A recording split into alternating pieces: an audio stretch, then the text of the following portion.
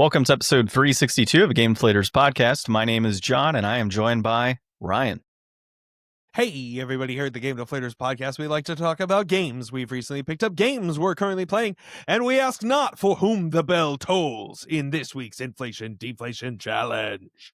So this week we're getting chased by Scissor Man in Clock Tower on the PlayStation 1. Ryan, what else this week?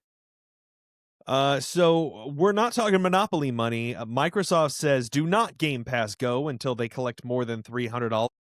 Then EA is looking to sell out big to the Saudi interests, and then we get cut off on our Inflation Deflation Challenge. Get cut off. I guess that works. Dude, the Scissor Man is probably the least scariest thing in a horror game that I've ever faced.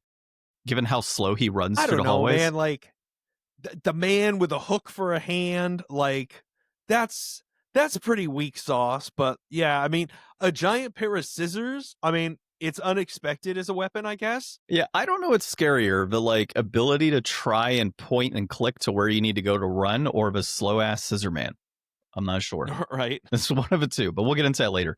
Until we get to that, you can, of course, find us on the GameDeflators.com. You can also find us on social media at Game Deflators on X, at The Game Deflators on Instagram, Facebook, Threads, and Blue Sky. We're also on YouTube, so go ahead and hit the little bell so you know we're on. Subscribe, comment, all that good stuff. Ryan, we got more comments of people saying you were incorrect, by the way, on the GameStop fiasco for pre-orders last week.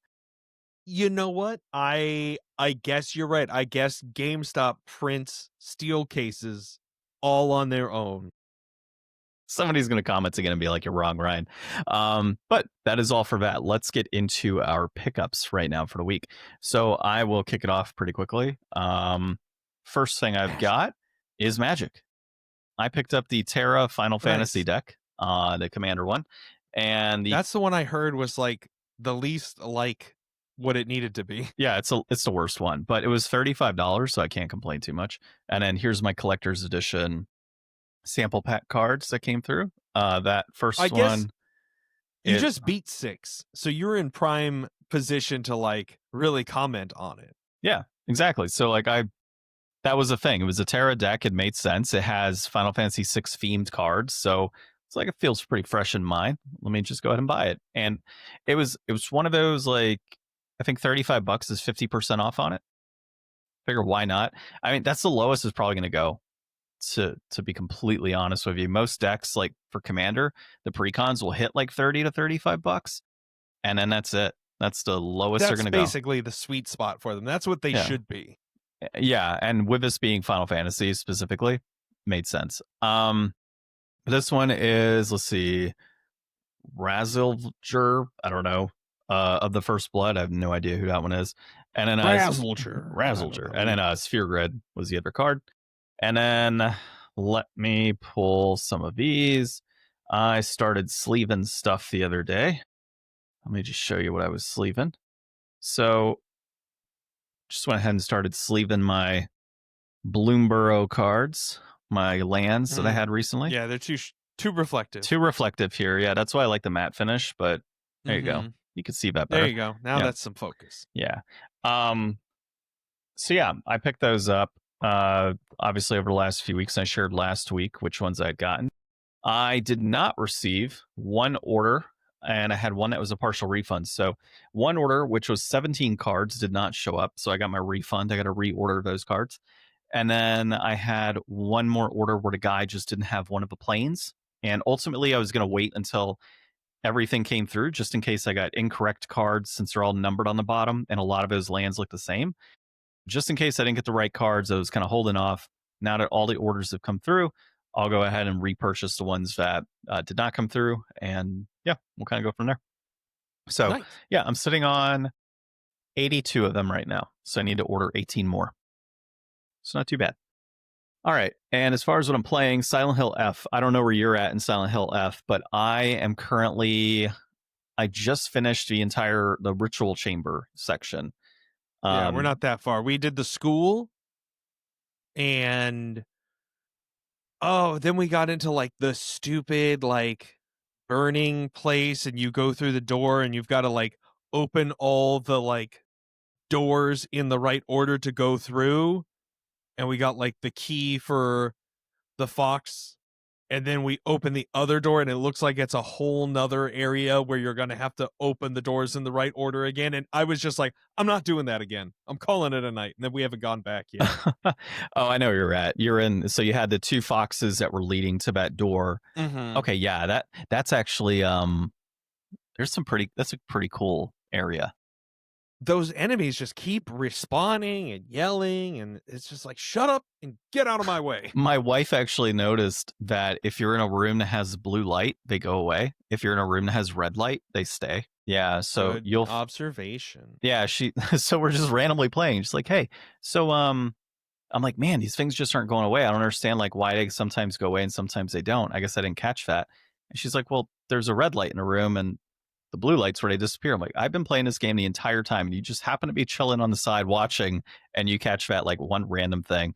And yeah, Right? sure as hell, that's what it is. But no, it's dude, the ritual chamber when you get to that's some crazy stuff. That's a pretty cool whole scenario that occurs there. And then after the ritual chamber, I think I'm not going to spoil it, but there's like 2 other sections, I think, and then the game's complete from there. Okay, so you're getting pretty close. I think so. Yeah, I'll be done this week for sure. So next week I'll definitely give my final thoughts on the game. But I'm enjoying it. I think it's great. It's very combat heavy, which is different from other Silent Hill games. It does have that kind of Souls-like vibe with the stamina bar and the HP and kind of strafing side to side and dodging and whatnot. So if you haven't played Silent Hill F and you're a Dark Souls fan, I mean, maybe that'll kind of get you over there, right, for a survival horror game to be doing that. But it's pretty cool. And I don't know if you've been doing the when you get to the praying area, I forget what they're called, but when you go to save your game and it says like enshrine and you can sacrifice objects for it. Yeah, so I've been building that up pretty heavily. I just got the final what is it, the Omi, is it Omiwara? Omamori, yeah. So I got the 3 Omamori slots, and then I've been pulling the was it Emmas, I think they're called. No, not Emmas. It's the other thing. I don't remember the name offhand. I don't pay that close attention. But basically I'm at the max on that. So yeah, it's pretty cool. Let's see what else I'm playing. Witcher 1. So I am deep into chapter 3. I've got a few more things to go in that. Well, probably not a few more things because the way Witcher tends to work out is you finish one task and then you're thinking, all right, I'm done with this part of the quest. Oh, no. There's a secondary part that happens. And then you get to finish the secondary part. And then there's another part that happens all in the same quest line. And if that quest line ends, then you're like, okay, cool. Like I'm all done, right? It's like, no, you're not complete with other quests yet to finish that quest line. So if you have like 4 quests and you're like, I'm going to stick to this one and you follow it through and it tells you, okay, you can't track anything else. You have to go to another existing main quest line, finish that. And then it sometimes will route you back or it'll route to another quest line that you haven't started yet. So it's, like I said, So you got a whole web of stuff to do still. Yeah, pretty much. So I've got like 4 main quests that I'm doing, deep in those right now. And I'm still liking it. I mean, I like the story of Witcher and I'm happy to keep playing it. And I've got roughly 3 months, almost 3 months to complete it. And I think I'll knock it out before New Year's. So you still need to play Metal Gear Solid, of course. Yeah, I think about it all the time. Yeah. And let's see on my list, King of the Hill season 11. I have been nice. Yeah, so I've been watching quite a bit of King of the Hill still. And I would have to say, like, just going this deep into the series, which is very different than what I had done before, I'm still very much set on Peggy being the most hated character on this series. I cannot stand Peggy. Hank is easily one of my favorites, as well as Dale. Those 2 are definitely top of the list for me. But Peggy is like bottom of the totem pole, man. I cannot stand that character. And then Luann probably follows pretty close to her. A lot of it's just because I think with both of them, they just don't use common sense, or they think they know more than they actually do know. And Hank is kind of the same way. Like with Hank, you get the sense of he thinks he knows more than he actually does, but he kind of goes into it the mindset of he's more doubtful, I think, when it comes to things. And he's more traditional as well, with it being, the area of Texas. And so, yeah, Hank's approach is very much more of a traditional sense. And then Peggy tries to be more like progressive in her stance on how she does things, but she does things the wrong way all the time. So it's a frustrating show sometimes to watch, but Dale makes it much better, and then Hank definitely has some good pieces in there to make me laugh. Yeah. Yeah, but I just started season 11, and I don't remember which particular episode that is, but I do know Lucky was trying to pull a stump, and so him and Luann were in this whole process of like, oh well, if you go to prom with some like 12-year-old boy, I'm gonna, we're not getting married. And she's like, well, if you go find a stump, we're not getting married. And so it's this whole saga of what's happening there. But what made me laugh in that episode is Lucky goes back to his story arc, and he says, oh yeah, I was out digging for this stump or finding it, and I finally found it, and I was gonna go get myself a winch, and then I went to Costco and I slipped on pee-pee, and that's where everything everything stopped. His origin story is like the best thing. Yeah. The whole like, I got paid out for my Costco payday of $50,000 and I'm rich and because I slipped on pee-pee. Mhm. So yeah, it's a good show. But that is it for me, man. All right. So, no pickups for me this week, although I have been heavily considering now getting a PS5, and we'll kind of get to that more in our first article here today. So skipping ahead, yeah, still playing Silent Hill. It's going well. And then still playing Silksong. And that's going well too. I'm still in Act 2. I just beat the Phantom this morning, and that was giving me a hard time. I'm up to the Clockwork Soldiers, or Clockwork Dancers, I think they're called. And embarrassingly, I have lost many times to that fight already. And the thing about this fight is, John, it's like the only fight where every move is telegraphed. Like there's these two ants that are like dancing, and they're clockwork, and they like move in sync, and they kind of like show the direction that they're going to go in and attack in before they attack. And they're doing it in a rhythm. So like you have all the information you need, and I'm still not getting past it. So I backtracked and started fighting this other boss that I had quit fighting to go back and fight them. Hopefully I'll get them now. I did just get a new traversal ability that's going to allow me to go explore a whole bunch more. So I might go do some of that. That's one of my favorite things actually about Silksong, is how much room there is to navigate away from something that's challenging you and go in a different direction or do some more thorough exploring. There's a lot out there that you can do, because the map is so big and has so many secrets and has so many kind of ways you can progress. It's very much reminiscent of like Elden Ring in that way, where it's like you can kind of go make your own path, and you don't have to necessarily go in this linear line. There's a lot of bosses or scenarios you could find alternate routes around. So I'm still sticking with it. I don't know how long I will stick with it. I did watch um oh god, I can't even remember what he calls it now. Is it fully ramblematic? I think is Yahtzee's show that he has now on Second Win. He did his review for Silksong, and there are, spoiler alert, in the game there are like boss fights that you do, and then there are also rooms that are like wave of enemy fights that you do. And so he said you get to a point where you have to go through this room that's like 10 waves of enemies. And I get super fed up when it's like 3 to 5 waves of enemies. So, like, he said that's where he just kind of put the game down and moved on from it. So I have a feeling if he wasn't able to best that challenge, it's probably going to whoop my ass, and that might end up being where I stop. So we'll see. Yeah, straw that broke the camel's back, right? On that particular area. I mean, it's just kind of like any of the like Dark Souls things, eventually there's just a challenge that could be too challenging. Like I got all the way to the end of Bloodborne, but I don't think I was actually able to beat like the dude in the wheelchair. No, the like real one that's like on the beach, the Orphan of Kos. The Orphan of Kos is just like way too strong.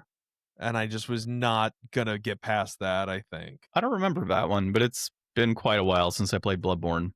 And It's like through the DLC, I think. okay, that's probably what it was then. Because And that, it's like he's just got a super variable move set and just is like really, really fast and hard to fight. yeah, I don't remember if I purchased the DLC. I don't think I did. So maybe no. You know what? I did. I did play the DLC and I beat the DLC. I think about it. Yeah, I remember somebody bought it You'd for probably me. recognize it if you saw it. Probably, yeah. It's been so long, but I liked Bloodborne. It was a pretty good game. Nice. All right. Well, I'm trying to think if we Yeah. had anything So else. no. So we could go ahead and segue right in, and I'll go back to my pickup then. So yeah, first article. I mean, there was two big things that happened this week or last week, I guess, that obviously we needed to talk about. So we're doing that this episode. So Microsoft reportedly testing free Xbox cloud gaming supported by ads with monthly play limits. Announced and launched coming soon. So outside of you know just this here, it kind of goes into more than what it leads on in the name there, but also Xbox changed all their pricing on Game Pass and stuff. So this is one of the proposed possible tiers that they might have, is this like free cloud play, but also just increasing the subscription fees. So it used to be a lot cheaper. Game Pass Ultimate was raised essentially from $19.99 a month to $29.99 a month. So that's an extra $120 a year. So that's $360 a year for Game Pass. So I don't know if this is in honor of the Xbox 360. People have been joking that it's like an anniversary here for them, and that's why they decided on that. Full. But either way, I've decided at this point, as much as I've been getting my use out of Game Pass ever since I got my Series S, and I think it's been really advantageous. I just don't want to spend $360 on owning nothing. Like, I'm much better at this point, cashing out, saying I got my fun out of it. Silksong was a great game to go out on. But honestly, like the games that I played this year that I really loved, Silksong and Clair Obscur, combine are only $60, I think. I think Clair Obscur was 40 and Silksong's 20. So like that's $20 less than a new Microsoft game for the games that I've cared the most about this year. And if I bought them on PS5, I would actually, I don't think either of them. Wait, did Clair Obscur get a physical release? It did. Yeah. Okay. So I would have owned that. I mean, Silksong hasn't gotten a physical release yet, but you could have technically bought it digital. Yeah, I could have bought it digital. Yeah. Anyway, so that's the thing. At this point, like, I never really thought that, like, this whole time not buying a PS5, I was like, there's just not that many games, and like eventually I'll be able to get them all used for super cheap, and it'll be fine whenever I get a PS5. But I didn't honestly think that Xbox would price me out to push me to buy a PS5. Yeah, I mean, it's still a good deal. I mean, I don't want to say it's not, right? Because yeah, $30 a month can be pretty steep, but that's only if you're not playing that many games a year. And we've talked about that. So like if I was paying $30 a month to play, for Game Pass, that to me doesn't make any sense. I go through enough games and play enough games, but I have such a backlog of other titles I could play. It doesn't make sense for me to do that, right? Because I own all my games. For somebody like you, it made sense at $20 a month because yeah, $200, you might play 4 games a year. Average. Like most people are going to play like 4 or 5 games a year. Like regular ass people will probably only play like 2 or 3 games a year. And Call of Duty isn't even going to be included in this. But they're going to have 70 day one launches. Like nobody is making use of 70 day one launches unless you're like a reviewer that can't get early copies. You're the audience for that. Us. No, look, it says they're up in the day one releases of 75.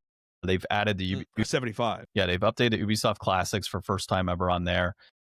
Let's see, you have there was another thing on here. You're getting like V-Bucks and they added 45 Battle Pass for Fortnite. They also added 45 new games to Game Pass, including Hogwarts Legacy. So, it's valuable for people, like I said, that play a lot of games or want to try out a lot of stuff and get through it pretty quick, right? Like that makes sense. But in your case, is what like you just noted, right? You might play 4 games a year.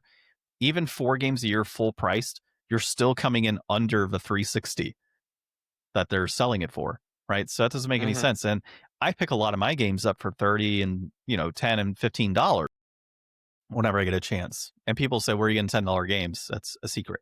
But I do get cheaper games, right? So why would I pay that much money to do that? That doesn't make any sense. But, along with this, so we'll see, testing the ads piece. So that in itself isn't even worth it when you think about this, right? So their whole concept that they're talking about here is you're going to watch a $2 ad before you play your games. 2 minute.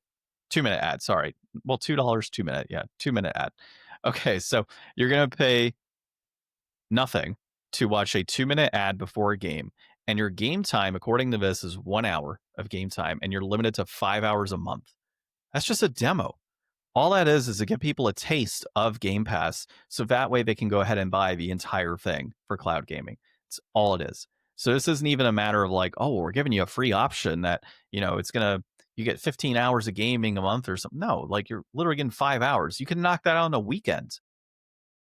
Like, I guess if you're limited to 1 hour a day, but so how does that even work? If you're in the middle of like grinding out boss battles or something in Dark Souls, and you go to a boss and you're mid fight and that 1 hour mark hits, like, does it just shut off? Like, how does that even work? Yeah.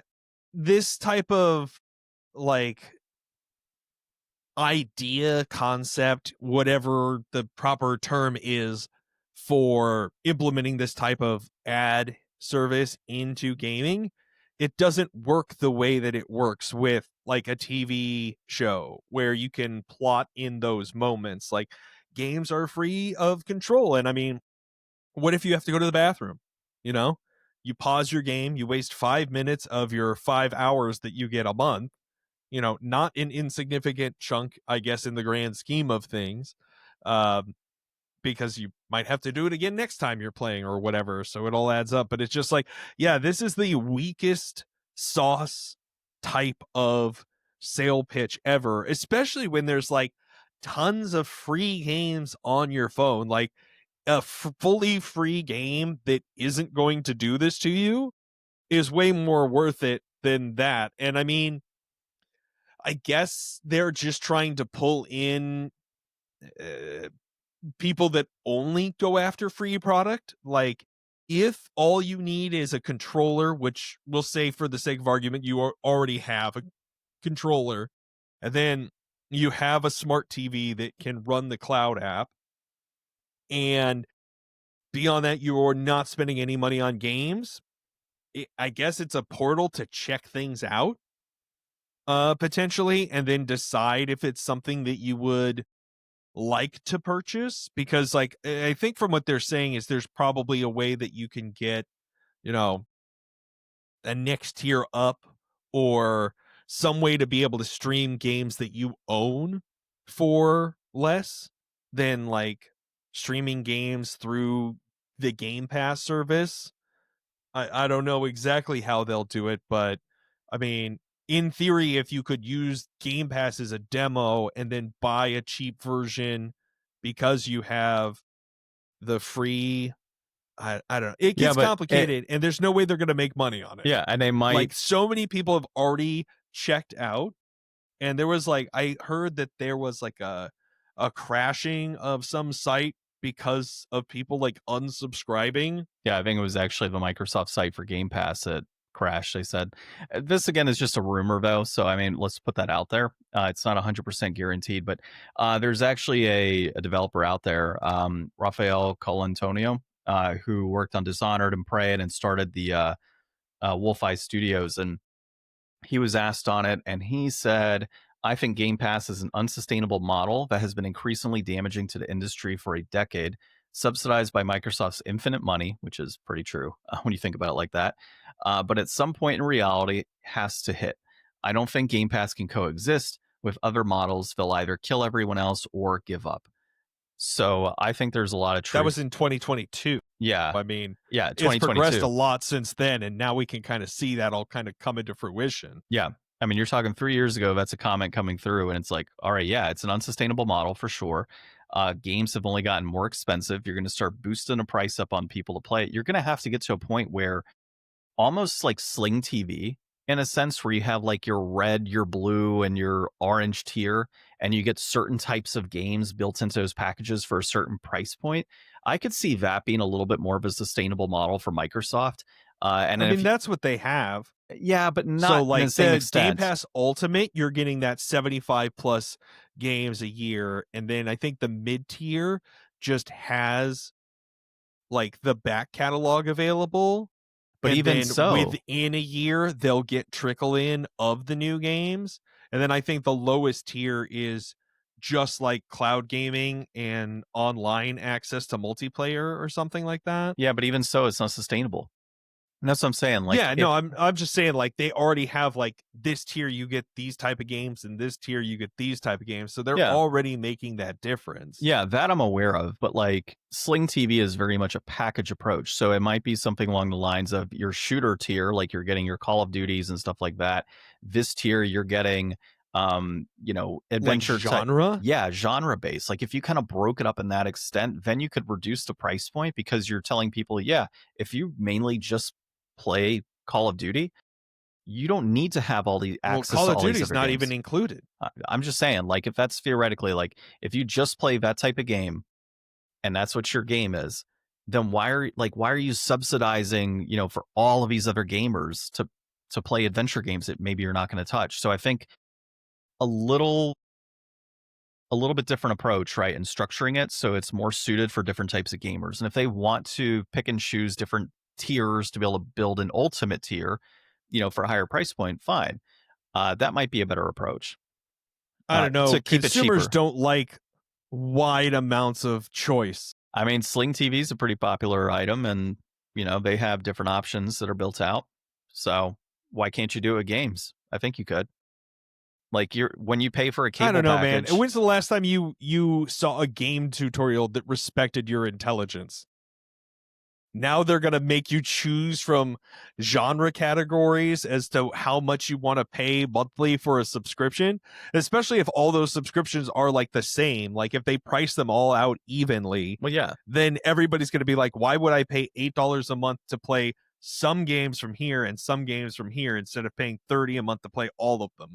well, yeah. That's why Like you it's get. just another weird nickel and diming way of having too many choices. All right, so let me just pull up like Sling TV really quick. So their tier packages. All right, they have an orange, blue, and select. Okay, so your orange is 30 channels as ESPN, CNN, TNT. It's got all these. Your blue has Fox News, MSNBC, CNN, USA, NFL Network. Like it breaks out like that. And then they have a select, so 10 plus channels, and then you select the options that you It's want. cable. Yeah, it's cable, yes, but it's a cheaper way. So instead of paying $80 a month or something on cable because you're getting all the channels, you can say, "Hey, I only like exclusively watch these specific channels, so I only want to pay less for these channels that I usually watch." If you took it from a gaming stance, if I predominantly play RPGs and I might play 4 RPGs a year, why am I going to pay $30 a year when Microsoft might say, "Hey, it's $15 a year for the RPG package. If you want to pay 30 to get access to everything, by all means pay 30, but you're going to have a limited quantity of games at 15." Yeah, well, the reason is because Game Pass isn't going to make it worth your time. Like, they're not going to put out enough RPGs a year to have like that singular category be like respected and uplifted enough to pay for it, especially in other genres. Like, if you're playing Madden, then you probably, there's a chance you might want the hockey game and the baseball game and the soccer game and the basketball game. Or there's a really good chance you only want to play one of those games and you're better off paying $80 a year for that one game than Yeah. subscribing and getting 8 things you don't want and none of the other stuff and not being able to branch out at all. Like it's a much more idealized package to be like, here's 75 brand new day one games a year that could be anything. Like we don't even know what they're going to be yet because it's not next year Yeah. until next year comes. But the reason that price increase is happening is because you're getting 75 flipping games plus Ubisoft and all this other stuff, games that you probably won't play. So why are you paying $30 a month now to get a bunch of stuff that you might not play? So that's my point. Yeah, Like giving more consumer choice, and it could be I don't know, throw another thing It's not here. compelling enough, though. Like, let's just throw out a selective process, right? Like you get in this tier that's $15. No, you don't get 75. You get 30 day one releases, and you get to select. Like you have an amount basically you're allotted every year. So you can, as things are coming out, you can say, okay, cool. I want that. I want that. I want that. By the time the year ends, you might have used your 30 slots of new games. I'm just saying, I think Microsoft can do this in a sense that is cheaper for most gamers, so they can keep those people subscribed, and they can have that higher tier for people that are willing to pay that amount. I personally think it's a good deal overall at $30. I don't think that's an issue, and I understand why they're doing it.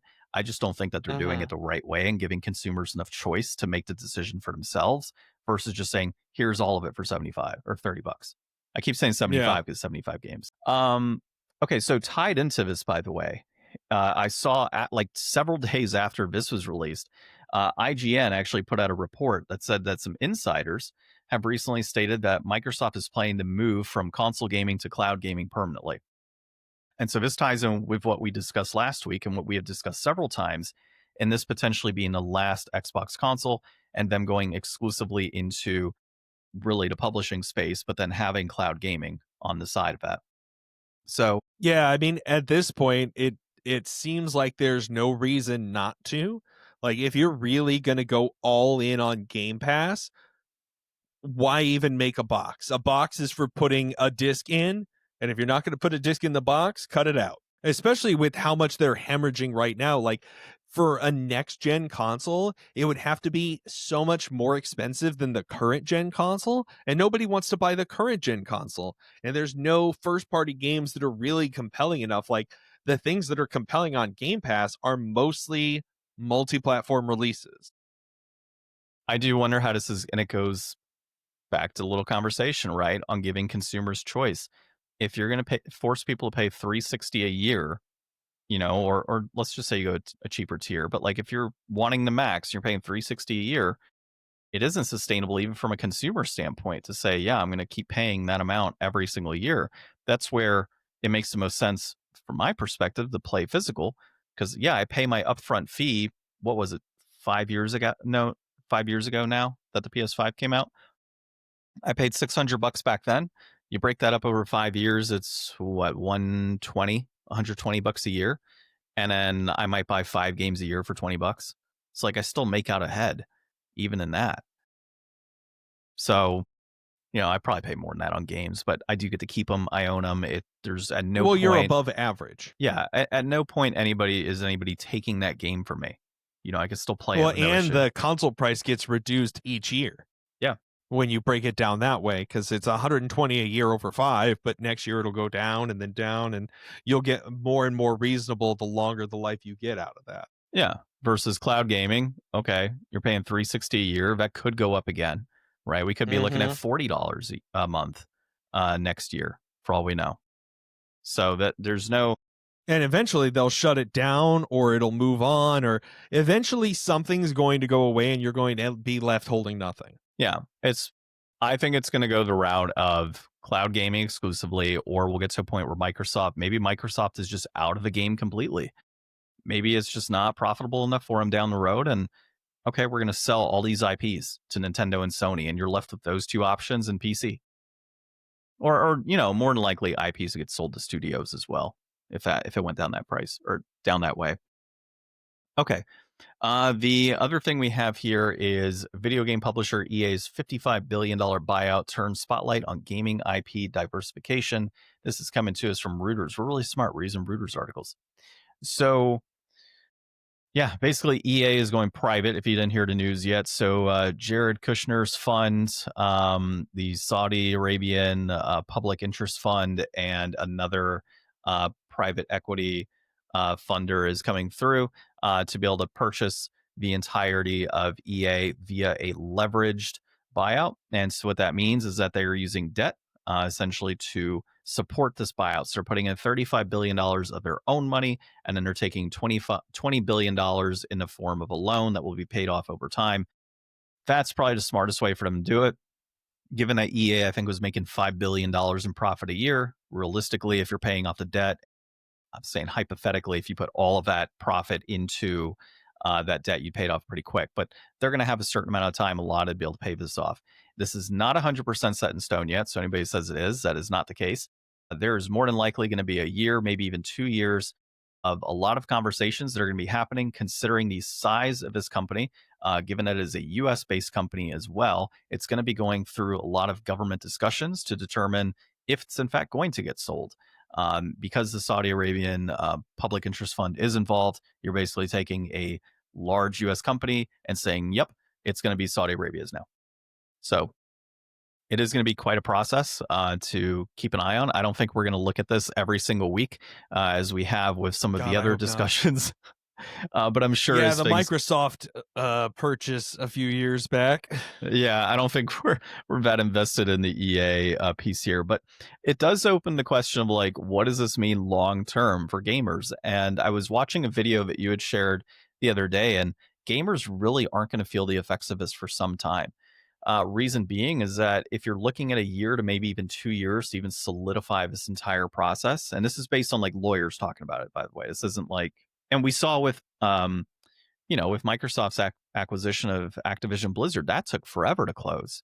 So if that took forever, You if a know, US based it company doing feels it, like it feels like it took forever to close, but honestly, when I think back about it, I mean, it's only been a couple years, and look where Microsoft is now, and look at all of the like mass layoffs and like consolidations, and just like that has gone so exactly the way that they said it wouldn't go. Like, they laid everybody off, they consolidated all this power, they closed all these studios, they jacked up their prices.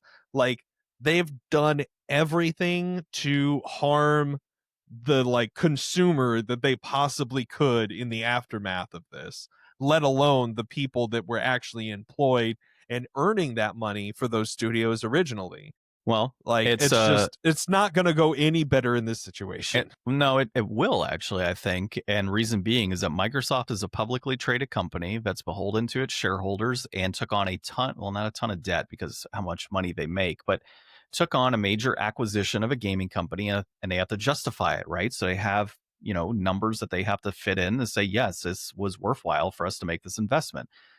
With a private, you know, equity piece, like going private in this entire scenario, they don't have investors that they have to worry about. They have their private company that's worrying about that. So realistically, this should allow for them to be able to straighten things out internally, turn profit at a point that makes sense for them and makes it a better Tell that to fire. Embracer. Yeah, exactly. Embracer moved too quickly, and that's one of the things that's been referenced as well. But in theory, this is a better approach for the company. However, the big fear is that they are going to be doing layoffs. They're going to be consolidating departments. They're going to be selling IPs, anything they can to go ahead and pay off that debt, the $20 billion in debt that's been added here, so that they can get to a point where it's just pure profit at that point. So, Well, and they go on. reference in the article like using IP diversification. So one thing they're saying is an avenue for them to be able to make extra money is by leveraging the IP and turning them into other, types of things. So making movies and TV shows based off of the IP. And then they reference Battlefield, Apex Legends, and The Sims. Like, three things that you couldn't pay me to go watch a movie about, I don't think. Like, none of those are compelling IP. A Battlefield, that's just a fucking war movie. Make it about something that really happened, like an actual war. And Apex Legends is, I mean, I guess people really like Titanfall, and that's mechs and stuff, and that would be really cool. But like, as much Apex Legends as I played and you played, like, there's nothing about that game that would be a compelling movie, like a battle royale survival movie. Yeah, dude, it's actually the Apex Legends is actually pretty cool in terms of a backstory of the characters and how they came about. Like, there's actually a story there for those characters. So I think A story that's going to be told well. I'm not saying it's going to be told well. I'm just saying that there's a story It's there. just There's a enough lot of, if done right, there's enough there to make a movie. If you can make a Street Fighter movie, if you can make a Mario Bros movie, you can make an Apex Legends movie. a lot of what EA does well that earns them money is just making the same thing over and over and over again every year and trying to put it out and appease those customers with like your sports games and your shooters. And I mean, they haven't made a fucking new Sims game in like a decade, and they've sworn that they won't make a new one. They're just going to keep trying to like milk the current Sims to death. That's Sims So 4, there's isn't it? just Isn't Sims 4 the one that's like been kind of re-released and stuff? something like that. Yeah, I don't I believe so. But I mean, these other studios that made stuff like Minecraft, Mario, like those are actual things that you could make like a compelling movie out of, and it makes like a lot more sense to me. Um Yeah, I mean, when I saw I mean, it's kind of like Sony made that Gran Turismo movie. I Like was that was kind of unexpected, but that was the story of somebody who played the games and then became a racer. Like it's citing a real world thing that ties into that game genre. Like, well, what are you going to make a FIFA movie and then the next year make another FIFA movie? Like, no. well, in that Gran Turismo movie, like that whole concept of bringing in people for like the Gran Turismo program is actually a legit thing. So it wasn't even a matter of like he played a game. Like, no, it's actually talking about a program that they legit made. But there's no like, if you play enough Madden, you could be a front lineman. You need to eat a lot of Wheaties, is what you need to do. No, I get you on that. But with the Saudi investment fund, like one of the big things that I was reading is that in the Middle East, sports games are apparently pretty big. So FIFA being one, well, it's not FIFA anymore. It's like FC something. I don't remember. Yeah. But those types of games are actually very popular over there. And so what they're saying is that they may get to where EA is pushing more mobile based games because of how popular those are, and then taking some of those IPs and putting them into more of a mobile shape. I want to say a Saudi fund also has a large stake in Niantic, who does like Pokemon Go. So, yeah, I mean, there's a ton of options there for them. It's going to I be think they're going interesting. to use a lot of AI too. Yeah, and so I was going to get to that too. So the other negative piece here is that they're looking at how they can utilize AI to obviously create better, like more profits by not having actual people develop. So one of the ways that people can not support this is to just not buy EA games down the road. But of course, it's going to be tough for a lot of people that enjoy Madden titles. But Yeah. there's probably room for other types of football games out there. But Yeah. as a big sports fan myself, I could not see myself playing something that isn't Madden if I want to play football or isn't NHL. I think it's 2K is a part of the series for NHL. So yeah, long term, we'll see. As I was kind of getting to, gamers shouldn't see the effects right away because a year or two for the process, and then you're probably going to see what, like 2 to 3 years for the actual development of a game, like after all of this is said and done. And so you might start seeing like bits and pieces from there, in where the Saudi government maybe has a larger say in what's happening. So a lot of things maybe being removed due to religious purposes is what people are fearing happening in these games. And then maybe there will be an immediate impact. Maybe we see a ton of games get canceled right off the bat. They might Well, look and at that's that. the Yeah. yeah. Yeah, that's kind of a big fear a lot of people have too, is, this goes through, it's a year or two, and then they just say, all right, we're axing this, and this because we just don't think that it's going to be profitable. You've used X amount of money. It's not worthwhile.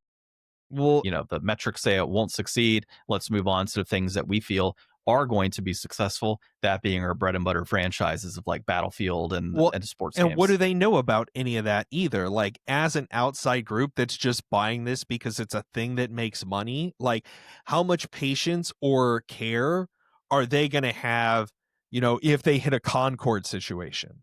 If they just lose, $500 million on a game that they cancel the second day or, second week that it's out on the market, like, at that point, do they just fire everybody and sell off the IP and close all the studios? And it's just like, all right, cool. We moved on. We'll go make money, buying all the Sea-Doos in the world or something. Like, who knows what their next move is going to be? But like, there's honestly nothing tying them or their shits to the video game industry. So I don't see them having any patience or care or giving room or breadth for, these games or these studios. I imagine it's just going to go like full AI, full just make more garbage like you did last year and just keep pumping it out. And AI will probably be good enough and people will be dumb enough and like they might work for a while, but like in the long run, I bet we could start the clock timer, after the purchase day, and within like the next decade, there's no more EA and it's all crumbled. What did I see? Someone said like Saudi A sports or no. Yeah, like Saudi A sports. Like it took Mhm. Saudi EA and then like sports or something. Yeah, it was interesting when I saw that. But yeah, this could be good for gamers actually, long run. And the reason being so is if they decide we're going to start selling off all of these IPs that we have, that like let's just say the rights to Star Wars, right? Or those Star Wars games. Let's say like anything that they've done in the EA portfolio that they feel is not going to make a ton of money, but can offset the cost of that debt. And in general, their private funds as well as the 20 billion in debt. And then say we're going to be very much focused on the things that are turning major profits for us, and then start diversifying, as you said, the IPs for those profit turning items. It could be good in that we may see IPs resurrected, things that EA has not touched in years kind of coming back into the fray. And then that allows Yeah, EA to that's what be, we can let the AI work on. well, no, like no, I'm not saying that. I'm saying that those IPs being sold off to other companies and they have developers that'll actually work on those games and put them out. And then EA is going to be focused on reskinning the next Madden or reskinning the next, soccer game that comes I out. mean, maybe, but like most of these big companies, like they're way more willing to just hang on to IP than do anything with it. It's like a way safer bet to just be like, people will care about this in 8 more years and we won't have to buy it back. So like just throw it in the basement. Yeah, but you got to consider they're trying to make money now. They're trying to, quickly turn profit and get this thing going. Well, and that's And the way you quickly turn profit is by buying an industry that takes 7 years and hundreds of millions of dollars to make. Like any game that they could conceivably start now isn't going to come out for 5 years. So unless, like they bought a bunch of work in progress that they're hoping is going to end up getting finished and end up turning a profit.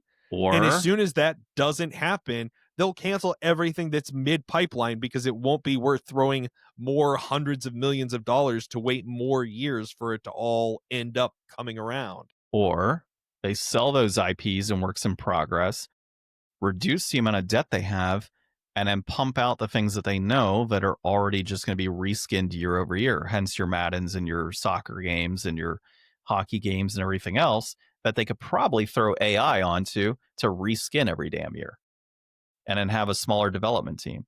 So that's what I mean by being more focused. They're going to probably stay on those bread and butter items that they have, the ones that can quickly, turnkey projects for them that can every year are already kind of cycling. You get a new Madden every year, you get a new soccer game every year, you get a new NBA game every year. Those make millions of dollars, I'm sure, for them, maybe billions. I don't know the exact figures. But if they're kind of sticking to those items and then selling all the other things for billions, actually, because we've seen acquisitions come through for studios, right? For So studios, for not IP. studios that have IPs, and that's usually what they're chasing is the big IPs.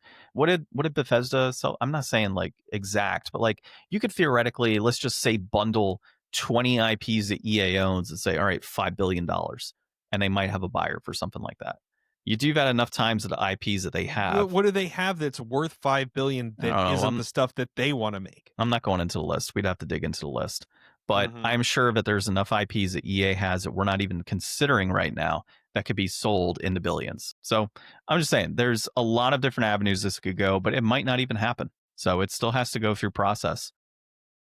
All right, we could probably beat this all day, but let's dive into Clock Tower. We'll slice right into the next part of the podcast, right? All So, right. all right. So, Clock Tower is developed by Human Entertainment, published by Human Entertainment and ASC2 Entertainment, designed by Hifumi Kono. It was released in October of 1997. It is a point and click adventure survival horror game with a 5 to 8 out of 10. Synopsis, sir. Following the original clock tower, Jennifer Simpson, one of the survivors, is undergoing psychiatric treatment to try and recover. But before the original murders can even be fully investigated, Scissorman returns. Following 4 scenarios, unravel the mystery and survive the horrors. So yeah, this is a PS1 sequel to the original Japanese-only Famicom game. Um, it is a point and click adventure that is slow going and a little bit of I don't know, just not my cup of tea, I guess. It's certainly a throwback to a time and place and genre that I don't have a lot of experience with. So I actually enjoyed it. And reason being is I'm currently playing a horror game right now, and this one did have a couple jump scares for me as I was playing it, but the story did feel pretty good. Jumping into it, the graphics are pretty decent as well. What kind of got me is I was falling asleep in these scenes, kind of leading to before you. In the prologue. Yeah, like all of a like, okay, we're gonna talk to this person, talk to that person. We're gonna go to the library. We're gonna go to this place. Like I was legit falling asleep during that, but I also had a long day, so that doesn't help with it. But I woke up immediately when Scissor Man entered the room and then started chasing. And then from that point, I was good. But I will say that the lack of music really Mhm. kind of got me, right? Like it felt, I don't know, it just didn't feel like just a little bit of background music would have helped this It's game for me. missing. Yeah, it's notably missing in the game. But overall, story was pretty good. I'm going to probably spoil it for myself here, but I'm kind of thinking that the professor at the beginning that you play as, I forget his name, but he's doing like the interview. Is he a professor? I don't remember, but he's doing all the interviews and such, and he's got like the replica scissors in the office. I think he's obviously the scissor man. Like it's pretty obvious to me to be in the exact same building as the replica scissors, and he's nowhere to be found. And then you play as another character who is sent off to go do some investigative work, and then you happen to be the one that's chased again. Like that's a little coincidental there for me. But as far as controls in this game, it felt very clunky. I don't know if there's a PC release for this one. I would assume there is, given it's point and click, but I'm not sure. I didn't really look into that. So if you want to, I don't know, maybe take a look while I kind of put in my thoughts here. But It just um, says PlayStation here. yeah, that's what I thought. So it's There's a just new like remake of Clock Tower though. yeah, it's more like a 2D style. It's not this style of game or, visual, but it just felt very clunky. Like trying to move the cursor around and click to certain things just felt very clunky. You have to like continually hold or press multiple times to get your character to run. And so as you're trying to run away from a guy chasing you with giant scissors, which very slowly, mind you, he's just like kind of hunched over and Yeah, chasing you. it's very It's ominous and slow and weird. Yeah, it's really weird. Like at one point, like when he jumps into the room that you're sleeping in, you can literally just run around him and go down to the elevator. And that's kind of scary. Like as he's slowly approaching the elevator, you see the scissors opening and closing, and the elevator closes. I'm like, couldn't he, in theory, just keep pressing the button to go down? like, Right. like, are these scissors just so heavy that you can't, catch up to me as I'm walking through the hallway to get to my next area? But yeah, it just feels very clunky overall. Um, I was not a big fan of the point and click aspect. Now, if it was just a standard run around and kind of walk up and things would appear, that to me would have felt a lot better in this type of game. Um, Point and click just doesn't feel like the right way to go for it. Yeah, I mean, point and click was such an established genre, and it really does lend its self well to this type of game. I mean, I guess the original would have been point and click 2 on the Famicom, I'm assuming. And for conveying horror in like a 3D setting on the PS1, like this was one of like the first games and they marketed that way. But I think it was still just so early that, the clunkiness of getting around the idea of 3D controls was still kind of heavy in the market, like just deciding how games were going to be controlled. So it really just probably was beyond them and they just wanted to like make a sequel. They probably had a hard enough time just adapting everything to 3D and doing that. And then the point and click interface probably just made it a lot easier to be able to not have to worry about like controls and hitboxes and getting stuck on things. And like, also, it's a very static game. I feel like these small rooms and not really a lot going on in them, you don't really benefit from having a lot of control in that situation, really. Yeah, would it make things faster? Like, It would make things it would faster. make things a lot faster if you didn't have to sit there and point and click, point and click, point like, and that to me didn't make much sense either, dialogue wise. So if I walked up to a character and I talked to them, I would hope that their dialogue would completely finish as I'm kind of going through. Because so good examples when you're in the research room and you're This talking, like first room, yeah, or the second first, room. yeah, like you talk to one person and then you get your dialogue. You talk to the next one, you get your dialogue, and then as you try to leave, it's like, oh, I haven't done everything. So you go back, you talk to a person, you get your dialogue, and then you try and leave. Oh, I haven't got everything. You go back to the same person. There's still dialogue to go. Like, Mhm. why do we have to keep hitting And X? it's so slow. Yes, it is so slow. So I don't think this game is aged very well at all. No.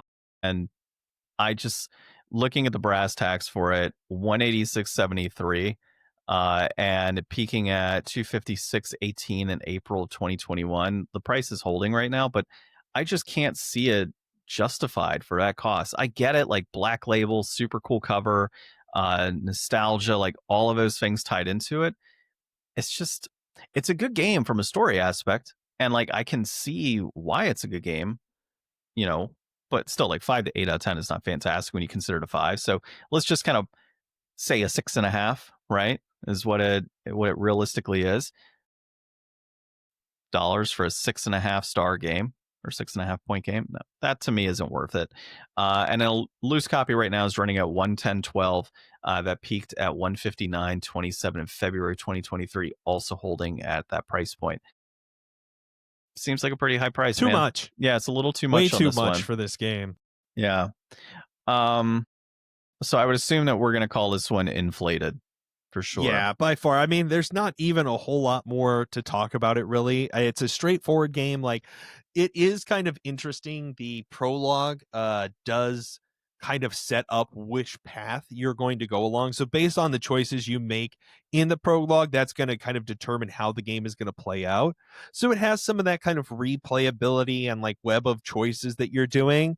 But at the end of the day, it's not like that that much more involved. It's more just like kind of like, do you send this thing to this person or to this person, or like do you find this thing? Like I feel like you're kind of do the playthrough you want to do just naturally, and then you kind of have to just like look up the differences to get the other playthroughs. Like this is not a long game, but with kind of how lengthy it feels, I believe that it wouldn't be that much fun to keep replaying just because it's not exciting enough, really.